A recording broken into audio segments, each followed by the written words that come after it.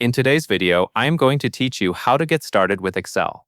If you are opening Excel for the first time, the goal today is simple. Create a clean basic workbook with headers, enter a few numbers, and then build your first total using AutoSum. As we go, follow along on your screen and copy the same actions so you can feel confident right away. First, look at your home screen in Excel. Find the option that says Blank Workbook and click it. This opens a fresh worksheet with a clean grid, so you can enter your own data without worrying about anything that is already there. Once the new sheet opens, you should see a set of columns labeled with letters and rows labeled with numbers, like A, B, C across the top, and 1, 2, 3 down the left. Next, click Cell A1.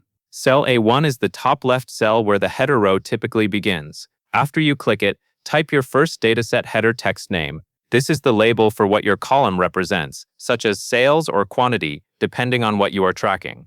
When you finish typing the header name, your entry should appear in cell A1. This matters because headers make your spreadsheet easier to understand, especially once you add totals or formulas later. Now press the Tab key to move to cell B1. Pressing Tab is a quick way to jump across cells in the same row. In cell B1, type the next header text for your second column, the label that matches the numbers you will enter. By setting headers in both A1 and B1, you are creating a clear structure for your dataset from the start. After that header is in place, press the Enter key to jump down to cell A2. This is where your first data row begins. Taking this step helps you keep your first row reserved for headers and your following rows for actual values. In other words, the spreadsheet will look organized, and later formulas will be easier to read and trust.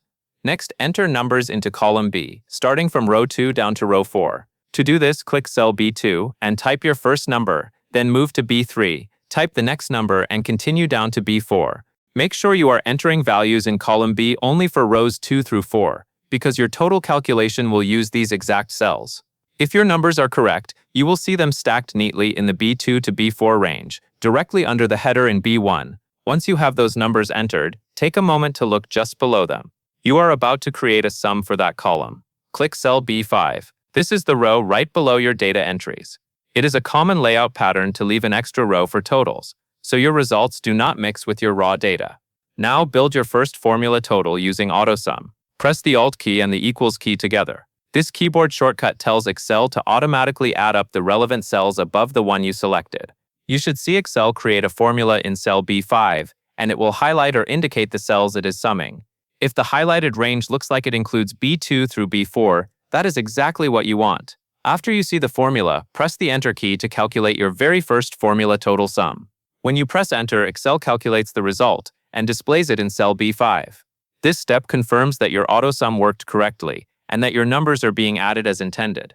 Finally, save your work, click the File tab, then select Save. When prompted to name your tracking workbook file, type a file name that you can recognize later, such as Excel Tracking Workbook. Choose a location that you can easily access again, like your Documents folder or a folder on your computer. Saving early is a good habit because it prevents accidental loss if anything closes or changes. And that covers everything you need to know to get started with Excel in a simple, practical way. You created a blank workbook, added headers, entered sample numbers, calculated a total with AutoSum, and saved your file. And that is all there is to it.